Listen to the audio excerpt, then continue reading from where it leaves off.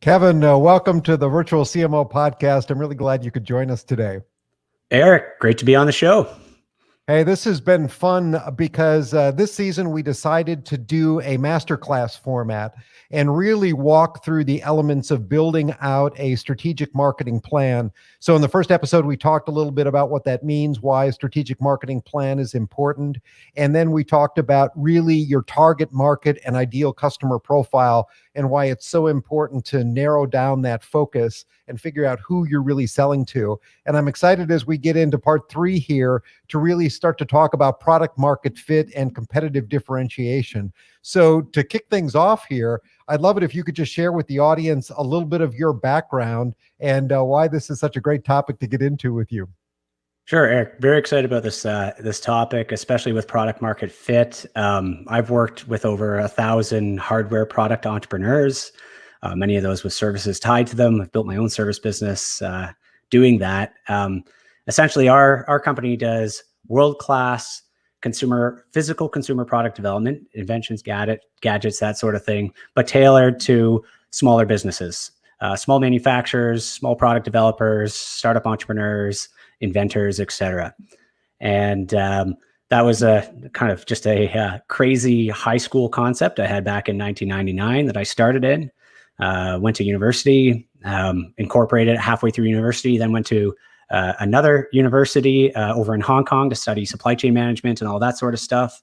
After I was done at both of those, I turned down the investment banking management consulting job offers to essentially try this business and left it under the premise that, like, please leave the door crack open for me in case I completely fall on my butt. I was $50,000 in student debt at the time. Oh my. I mean, it was a terrible idea at the time. But I had to try. Ideas are the worst ones, right? Yeah, exactly. Right. And keep in mind too, so when I started this is 1999. So that was right at the .com bubble bursting and exploding and everything going chaotic when I started in high school. So that was a bit discouraging. And then when I finally took the plunge in 2007, things were booming. And then bam, the mortgage crisis hit. Right. So I've been through 2 recessions now in starting this business. So anything's possible for those who are starting a business today. That's good advice. We've had a crazy year in 2020 with the COVID crisis, and 2021 is kicking off as a strange year as well. And you're also the host of a podcast, the Product Startup Podcast. So is this really the Shark Tank of podcasting? This is interesting. I'm fairly new to the hosting side of podcasting. I took it over.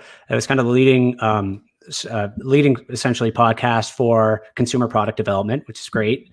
I took it over at episode 55, and I'm only 5 episodes in on the hosting side of things, but it's already been great.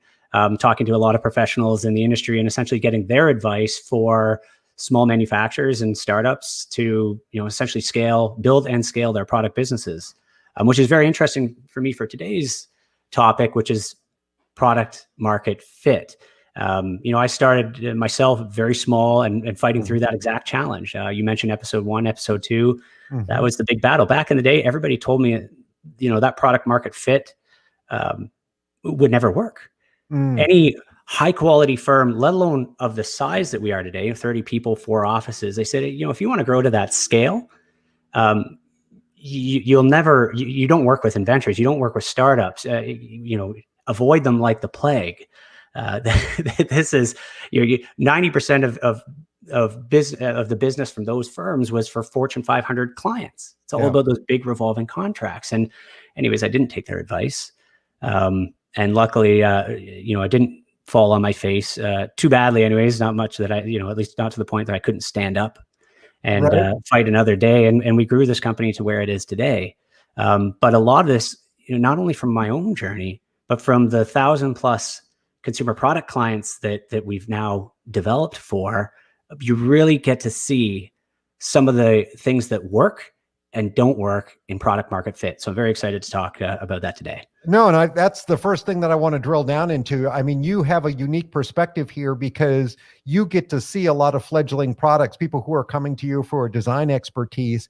And I'm sure after a while, after you've seen hundreds of these products, you begin to develop a little bit of a gut instinct as to whether this product has a chance of being successful or not. What are some of the common themes that you see in products that both look like they're going to have a likelihood of success and some of the ones that don't?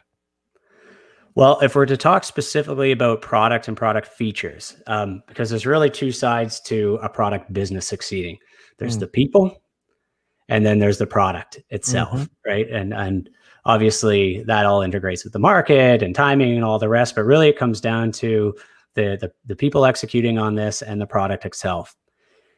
If I'm going to drill down on one essentially theme to the product itself, and we can talk about people on a after this part, but the first thing first is something I like to call, it's a slogan at our company when we're doing design work. We call it brilliantly simple design. And it comes around to the concept of MVP, minimum viable product. I can tell you without a doubt, the single greatest product reason for failure that I see is people try and be too many things to too many people at once. That makes so much sense, because we talk a lot on this show about casting too wide a net and saying that, everybody in a certain industry is a potential customer. And that's just not true, especially for a young business, right? There's no way that you could even market to an entire industry. So you need to narrow down that focus. You need to be much more intentional with where you're going with your product. And it sounds like what you're saying is the same thing, is people don't have a narrow enough view of what that product is really targeted for or to. And for whatever reason, we've all heard the adage, right? That the more niche you are, the bigger your business will actually be, especially in the beginning, and even if you're an established company, you've been around for 50 years, you're a mid-sized firm, you've got a strong brand presence in your industry. If you're creating a new product, that is a whole new business, essentially on its own, right? That is something new. You are pioneering something or another. And even if that's the case at that early stage, even if you have that experience, especially when it comes to physical products, but in many other products, it's far easier to start niche, start narrow, really hit a pain point for a very specific niche demographic as strong as you can in that one window. And although you think you may be alienating the other parts of the market, although you'll be losing certain key customers that you think might make sense, it's far easier to make sales if you can really hone down who that target customer is and then create a product really that only satisfies that person. And the reason for this is twofold. When it comes to hardware, and of course this is in software and in many ways in services, the more complicated a product is, the exponentially more expensive it is to develop. But not just more expensive to develop, it's going to have more defects. It's going to have increased confusion in the market. It's going to have worse reviews. It's going to be more difficult to manufacture, which means it's going to have more manufacturing issues down the road, increased warranty claims or return claims. And all of that comes around essentially to community review. It's far harder to absolutely nail a top-notch product to a broad market than it is to nail a very niche, very clean, brilliantly, simply designed product to your niche market. And the best part about all this is, if you go niche, when you actually execute on that, you can then use the user feedback to create that holy grail, that Ferrari version, that over-the-top feature-rich version that you were originally intending. Except the difference will be, one, you've learned a tremendous amount from that execution of that first product. And two, you've got a huge level of real user feedback validating your ideas for the next one. I can assure you that it will not be the exact same model that you originally thought you wanted to create as your full feature-rich version if you wait down the road. I've dealt a lot with technology companies and software products, and the whole idea around a minimally viable product makes a lot of sense, right? Because you can do beta testing, you can incrementally roll out new features, especially in this era of software as a service. It's very easy to sort of make steady progress on a product. But if you're in the physical space, if you're designing a physical product, isn't that a little bit more difficult? How do companies successfully create that minimally viable product if it's something that requires a machine line, to create and molds and all the different things that go into a physical product? Well, two things interesting about that. First, look at how the best product development companies in the world. Let's use Apple as the broad example. Everybody loves to use Apple, right? So right, we love it. Every year they make a new phone. These are the best designers in the world, and they don't roll out all of their features every year. They've had many features in the hopper for years. It only recently became waterproof. We've had waterproof technology in electronics since the early 2000s. It could have easily been waterproof out of the gate, which is obviously upsetting in some ways too, for those of us, me included, who have put our phone in rice bags. But the reality is, they've even a company like Apple with all their reserves, you always have a fixed budget. You always have a certain scope. And if you really want to execute well on the things that are most important to your customers, losing focus is going to lose credibility on those features. Right? The other thing that's interesting when it comes to hardware is the hardware world is changing. The traditional method of hardware is spend years developing a product, maybe have many of those features in, go through all these rounds of prototyping, all this sort of stuff. Then you tool up for hundreds of thousands or millions of dollars. Then you release that product and you sit on that for 5 years plus. Products, even at the small level, are changing because technology and manufacturing is changing. It's getting really interesting and very fast. Things like 3D printing and that sort of thing. All of that. Yeah. All of that. Using that technology actually to apply to manufacturing. You can do short runs of 50 units. Many of our clients do. We start with 50, 100 units. Use that. Go to market, test some things, change, go do our next series, right? That second product's going to be better than the first one because of all this user feedback, if nothing else. Then you actually tool up maybe on your third production run when you're starting to hit those bigger volumes. That could be scaled up or scaled down depending on, how big or how small you're looking to launch. But the reality is manufacturing is becoming much more fluid. You look at some stuff what Autodesk is doing right now with iterative design, whereas you can design a shoe custom to you as the user. Nobody else in the world has that shoe, and that thing gets to you within 90 days. Right? This sort of feedback loop is only going to become more and more real time. So it can actually apply to hardware like it has been. You think of agile development and agile technology around development. Amazon obviously does an incredible job of that, rolling out a change every second and testing it or more. We can actually start applying that to hardware. It's interesting. You used Apple as an example, which on a marketing show is used a lot, primarily because they do so many things well. But I just saw a picture the other day, I think it was on Twitter, where it actually showed some of the early prototypes of the Apple Watch. And this thing wasn't even a wearable device. It was, a screen that looked closer to an iPhone. But what they were trying to do is get that functionality right. They weren't pouring everything into a form factor just yet. They were experimenting with it. They were trying it. They were giving it to people internally, trying to figure out what was working and what wasn't. And I think a lot of people forget that there's a lot of work that goes on behind the scenes, even with a physical product, because there isn't the same beta testing, if you will, that you can have for a software product. But you shouldn't just be releasing a product to market without having some degree of testing and trial and error and making sure it actually does what you expected it to do. Absolutely. And the simpler, the easier your job is going to be to do that.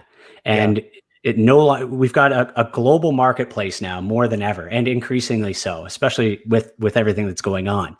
So even if your product's niche, you now have the whole world as your oyster. So you'd rather have a tiny piece of a bigger pie, which is niche, which everybody needs to have what you have, because you've so carefully curated the exact feature sets that specific customer group wants.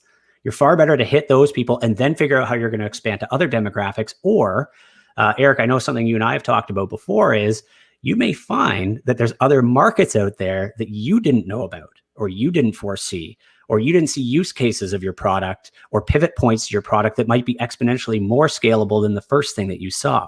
Again, this all comes back to that concept of iterative development. Yeah. And, we talked a little bit before as well about this idea that many times founders and startups, they look at their product as something truly revolutionary. This is going to change the world. This is so different than everything else out there. And yet it's really just incrementally different than things that are already there. In the marketing world, there's a consultant that puts together this huge map of all the logos of the people that are in the marketing space. And you can see year after year, this has gone from, dozens to hundreds to thousands to, you can barely read the logos anymore because it's so packed. And I will tell you that many of these companies are just doing something slightly different than their competitor. It's not revolutionary. I can't really name a single product off the top of my head that I would say in marketing has become revolutionary. They certainly help, but they're different. And that becomes challenging on the product side to then figure out where is your fit in a market. You can't sort of say, I'm going to come up with this product and I'm going to take over the industry as a whole. Where is that pathway? When you talk to startups, do you find that they have a clear vision of where they want to go with that product? Or do they need to really take in that first round of customer feedback to say, this is how we're finding value with that product to truly understand their niche?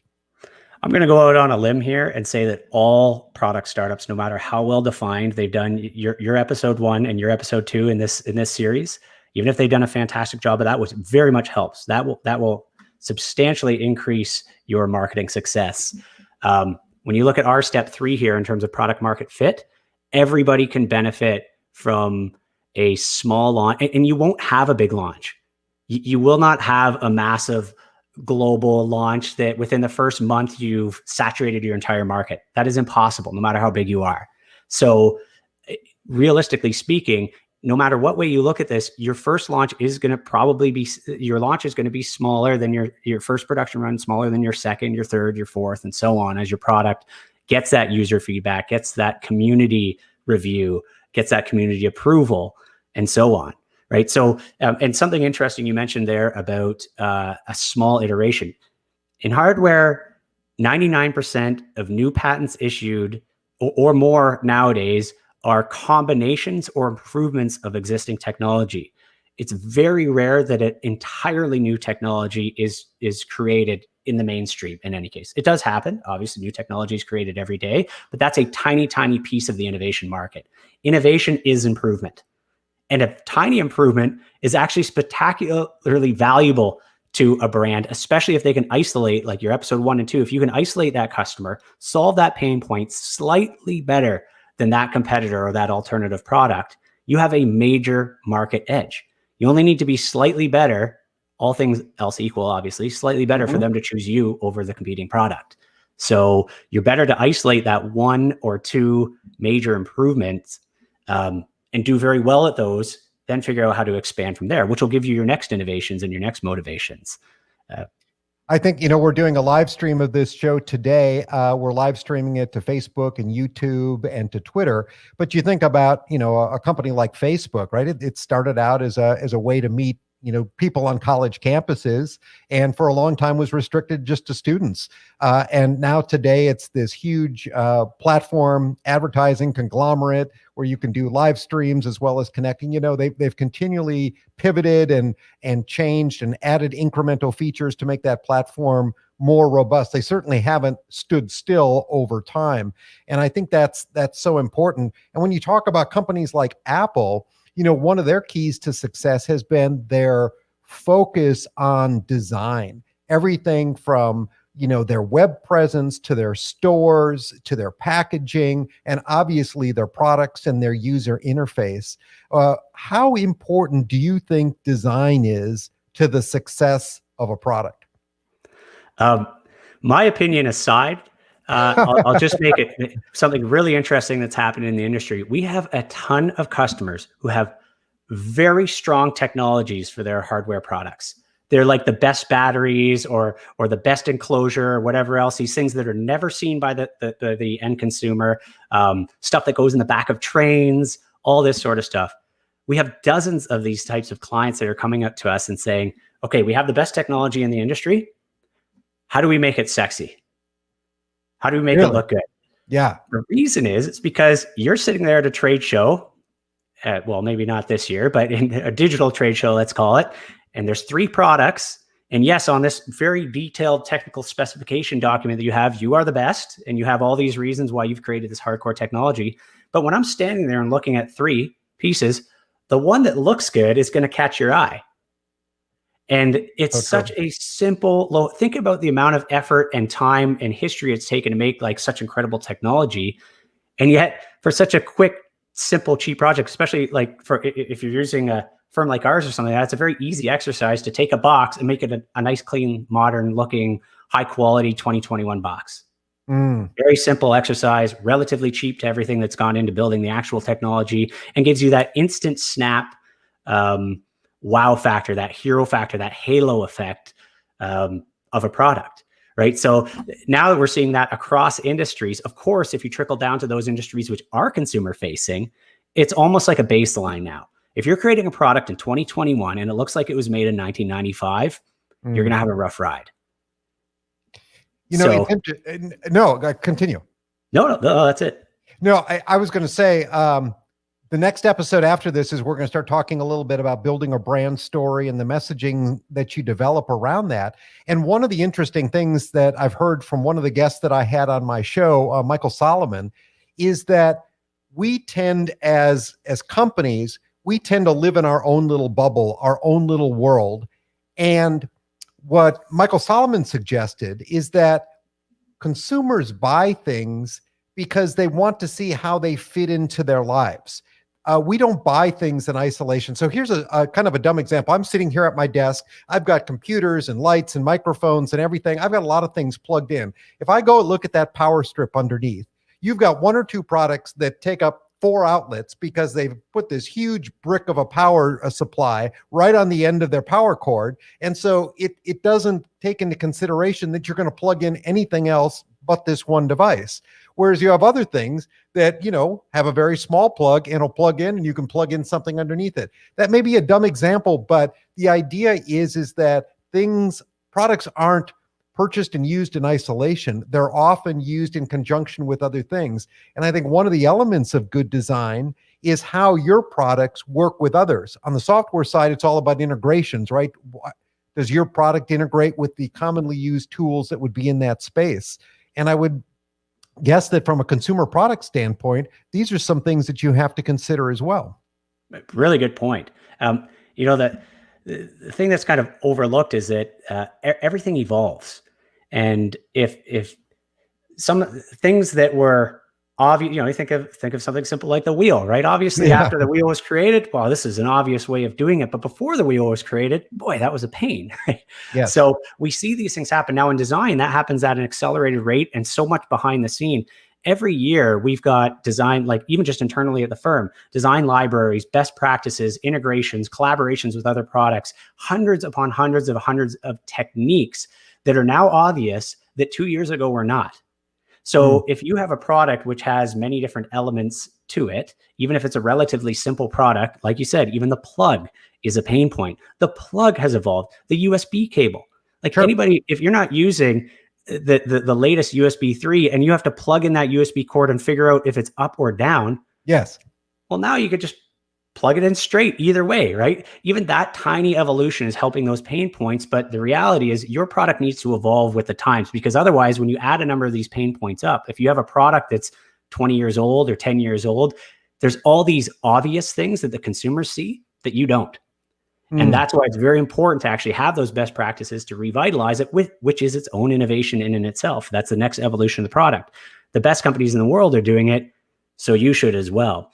Something interesting about that simplicity too is, as a design firm, the more complicated a product is, the more money we make. And yet I can't help but tout enough to keep the product as absolutely simple and clean and direct and modern as possible, because I know that that's what leads to actual product success itself when it comes to a launch, in many ways that we discussed here on that show.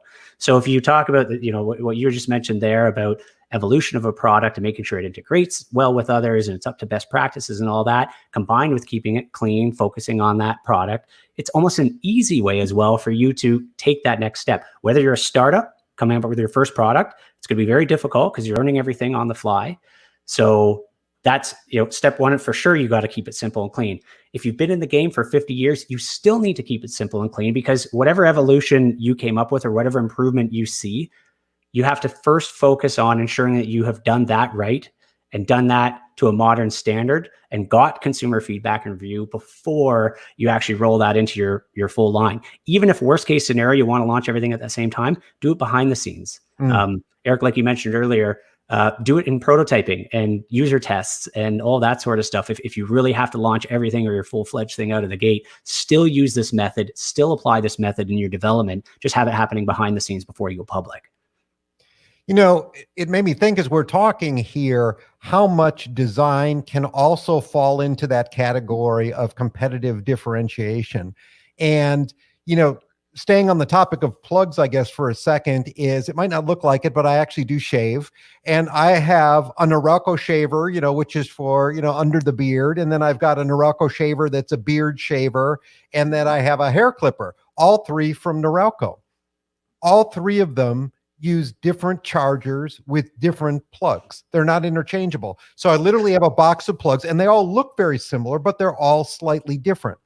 And I look at that and I say, again, you look at something like Apple, they came up with a lightning adapter for their phones. Every phone used the same one. So you knew if you went over a friend's house and say, I need to charge my phone, well, you just grab their plug and you plug it in, right? That was actually a competitive differentiator, I think, because they've made some of that stuff so interconnected and you just know if you stay in the family, your stuff is going to work together. How do you look at things like design as becoming a competitive differentiator for companies? So Eric, it's brilliant that you brought that up. That's actually for listeners out there that are, a established or mid-sized manufacturer, or those who are kind of planning their brand. This is called brand or product continuity, brand continuity. This is one of the easiest, lowest hanging fruits. This, and if your product is got like old archaic visual look, that's an easy one to fix. If your product function relatively differently, as if it would be hard to tell one adapter from the other, which product or which brand that belonged to, whether it's logo, whether it's colors, whether it's design language, that again is also something very easy to fix. It's called brand continuity. Essentially, you take those products that you have and make sure that if somebody sees those products and don't see the logo, no matter what way they're looking at those things, they should always know that is an Apple product. I'm quite certain that almost anyone out there, whether you look at an iPad, an iPhone, heck, if Apple comes out with a car, I'm pretty sure you'll be able to look at it and say, that's an Apple product without seeing the logo and without knowing that that's the case. So brand continuity, you've already got this great customer base. You've already got these great products. It's very simple. Just go in and, buy a design language. If you have the design capabilities in-house, great. If not, hire an outside firm. This is a fairly simple process to go through. Clean up your line, modernize it at the same time, come up with any of those, low-hanging fruit, that one or two key features that you have at the same time, and then make sure your brand through the product design language all looks the same. One other thing you mentioned in that as well is competitive edge, which is a bit of a separate topic. Again, that's one of those things that if you look at kind of modern design, it's very easy for experienced professionals, especially a team of professionals, to look at something and look at the competitors and find dozens of improvements, tweaks, fixes that you could potentially use. And of course that, again, Sure. You'll trickle it down to the one or two that you really think are the main fix. But you mentioned earlier in the call being stuck in the bubble. One of the most difficult things for a company to do, or a brand manager or a VP, or a product lead or whatever it else, is to truly understand both the pitfalls of their product with their customers, but even more difficult to understand is the potential opportunities. So that's where, yes, you need to kind of work a little bit outside the box, create some new thinking, get some fresh ideas and some fresh integration, either from your client base or from outside support or whatever else, to try and figure out what those missing opportunities are for the evolution of your product or your brand, or a secondary version or a different version or whatever else that's going to be a new market for that product, or a new type of product that will serve your existing market.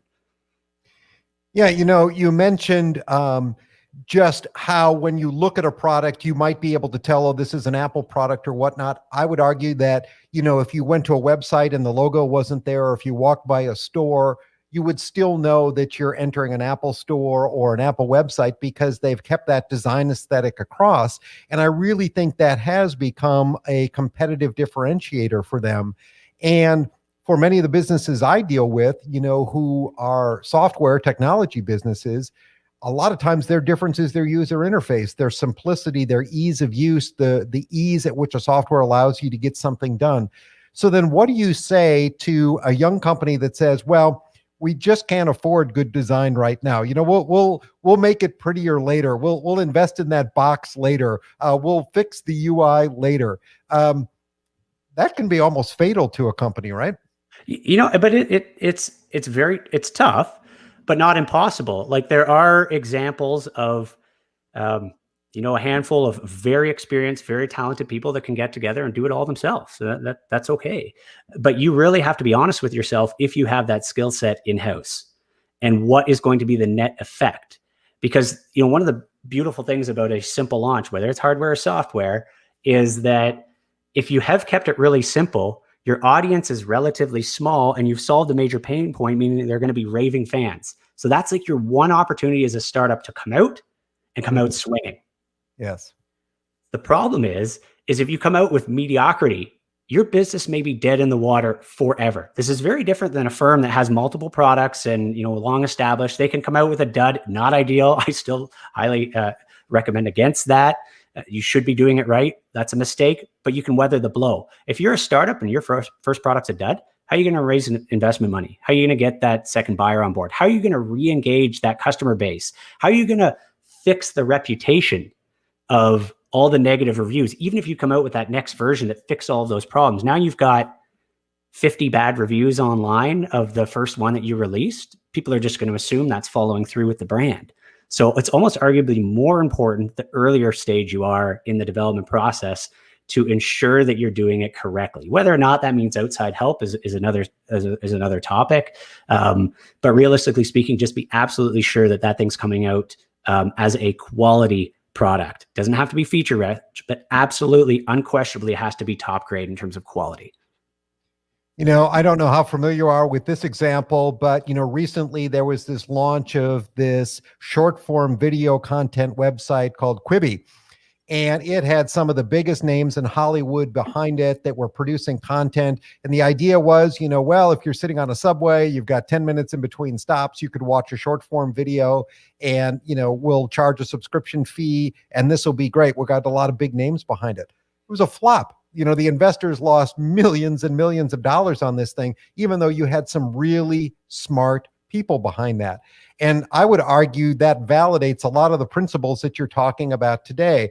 They went big, they went broad, they did an idea that seemed good on paper, but really hadn't been tested in the marketplace to know how people were going to consume content or even if they wanted this kind of a service. And it flopped. There was really no chance of recovery. Yep. And you know what? If it's whether it's hardware or software and you want to try the, let's call it hack approach, which again, rarely works, but it occasionally does. If you want to try the hack approach, take the methodology I mentioned about earlier for the bigger companies and just do it privately. Do not launch publicly with this thing. So if you're going to hack it through and get your, rough prototype and you're going to try and pre-sell it to some people, sell it to friends and family, get their honest feedback, ideally, which is also a bit tough, but really search for honesty there. Try and keep it off of social media or whatnot. But, that's a really difficult way to do it. You're going to be far more successful just finding the right investor that believes in you to help you do it properly than you are trying to hack it through and go through, rough release rounds to eventually get to the point where you can do it properly or whatever else. So, you're looking at chicken or the egg here. Well, this one's easy. Just if you really can't afford it financially to do it properly, get somebody on board that can help you with that. Or if you absolutely have to, do it in the privacy the public market's not going to see, and just essentially call it your R&D, right? When you design a product, especially a physical product, again, if we have this understanding that there's probably something similar in the marketplace today, that this is a variation of it, an improvement, an upgrade, how much attention do you pay on the competitors' products? I'm sorry. And the reason that I say that is because sometimes we can be a little closed-minded, right? We can look at the world based on what's already there today, instead of taking the blank canvas approach and saying, if we completely rethought this from the ground up, maybe we could do it in a better way. Do you see that there's too much focus on looking at what others are doing and then tried to do it differently versus that blank canvas approach? I'll tell you the worst thing that we get, that happens more often than not. People come and they say, okay, here's our competitor, and I got an idea. We're going to make it better, and it's going to be cheaper, and we're going to spend less on development. Pick one. It is I'll tell you, the first step that you can do is never look at a competitor and say, we're going to do it cheaper.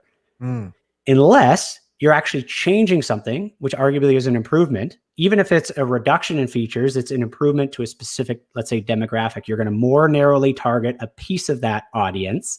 And that in turn is going to make it cheaper. Because the reality that most people, whether it's software or hardware, again, if you think that you're going to do something simply because it's cheaper, you're fighting against a company who's done it for many years. There's a reason they're charging the price that they're charging.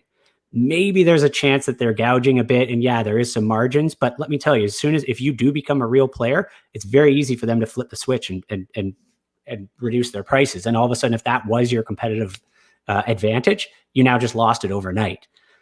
You're far better off. It's a far easier road to improve something, even like we talked about earlier, even if it's something small, and understand really what your value is, which goes back to your episode 1 and episode 2. How have you figured out that, okay, my small improvement or my small change or even my small reduction to make a slightly different product is going to really hit the nail on the head of this consumer segment. And then you do everything you can do to make that a quality product or service or website or app or whatever it is to ensure that you're hitting that demographic so that you can win in that demographic without competing on price, because that's very hard, almost impossible thing to do. And I would even argue that one of the goals should be, how could you charge more for it, right? Absolutely. You want to build those margins up and have a premium product, not be in the commodity business and selling the low cost product. That's a tough road to hoe. Margins are key. Every product we look at, we're in the hardware space. Obviously, it's different in software as a service and whatever else, but the same principle applies. When we look at a product, if we're manufacturing that thing for $1, we want to be selling it to the end consumer for $4 to $5, 5 times the price. That's not because they're getting ripped off. It's because if your manufacturing cost overseas is $1, it's probably $2 to $3 in all the distribution, marketing, logistics, et cetera, to get it to that end buyer. Right? Everybody's taking a cut these days. Amazon takes a major cut. Everyone takes a cut. So you need to build that into your margin so that you have room left over to create your business around that product. You need to ensure that the profit is there. Do not, again, this comes down to doing it for cheaper. If you're doing it for the same price, but you're twice the cost, that's also the same. You've got a problem, right? So if you're twice the cost, you need to be twice the price as the competitor or more, so you can build an extra value in there. The whole margin game is so interesting to me, because obviously once you start to get some scale, little tweaks can make a big difference. Back to our Apple example, with the latest iPhone, I know they left out the charger, and of course, leaving out the charger saves them some money. But the hidden thing that I didn't even think of was that it allowed them to change the design of the box. The box is now an inch less thick than it was before. That allows them to get X number more iPhones on a pallet, which allows them to get X number more pallets on the plane, which reduces their shipping cost. And it just has this trickle effect that can really impact margins in a significant way. And I think it's really fun to go through those kinds of discussions. And maybe it's not the thing you think about when you're releasing your first version of the product, but as you're going through, getting rid of unneeded features that people aren't using, or figuring out ways to do things around the manufacturing process or the packaging or whatnot, there's so many areas of potential improvement. Absolutely. Start with one size, not one size fits all. Start with one demographic, start with one quality class, start with one feature. All these things kind of combine together, right? To keep it really simple, really niche. And that one of the, big things when we talk about that, I'm going to make it cheaper, or it's going to say, I'm going to make it universal. So I'm going to create this product or this website or whatever that it has all these customizations. So anybody can basically use it. Customizations or multiple sizes, or forward compatibility. That's another big one. I'm going to make this compatible. So, okay, I want to do it simple, but I'm also going to make it compatible for the future. All of those things are ridiculously expensive. If you want something to be forward compatible, like truly forward and backwards compatible, whether it's software or hardware, 10x your budget. Because a tremendous amount of thought and consideration has to go into every possible or every major likely scenario, both backwards and forwards, to how that product is going to integrate over the years. That is a major exercise. So forget forward and backwards compatibility. Forget making it size adjustable. Forget customizations. Forget all these extra features. Keep it to the bare bones. Win that, and then you've built the credibility. You've gained the revenue. You've learned from it. You've got your audience. then you'll crush it after that. No question about it. I'm chuckling because I'm a fairly slim guy, and I'll go to the sale rack at the department store, and the only shirts that'll be left are the double XL slim fit.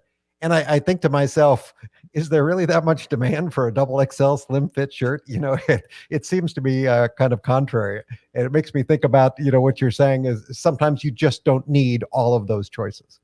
Absolutely. Kevin, this has been a fascinating discussion. I think we could talk about it for hours, but I want to give you a chance to talk a little bit about where people can find you on the web and a little bit more about your podcast. Yeah, actually, that's the thing that's most interesting to me right now. We've just got some great guests coming onto the podcast, so it's of course it's free and it's easy to check out. Just go to productstartup.com and listen for advice on hardware product development.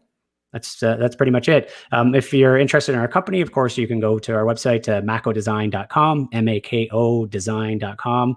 We've got over 900 blog articles, all organically written by us on product development from end to end, client journeys, all that sort of fun stuff. So feel free to check that out. But I would encourage anybody in the hardware space, check out that podcast, because we are doing everything we possibly can to get the best and most unique, very powerful and impactful guests on the show, just to talk about how to build and scale product businesses. It's not easy being a startup. There are so many challenges that you have to deal with, across your organization, that any help that you can get from people who have been there or are going through some of those same challenges, I think is truly valuable. And I've really appreciated your insights today on this whole idea of product market fit and competitive differentiation. I think it's some really good insight for the audience. So I appreciate your time today. Thanks, Eric. You're a fantastic host. Great questions. It was really enjoyable to do this. Thank you. I really appreciate that. Thanks again. Take care.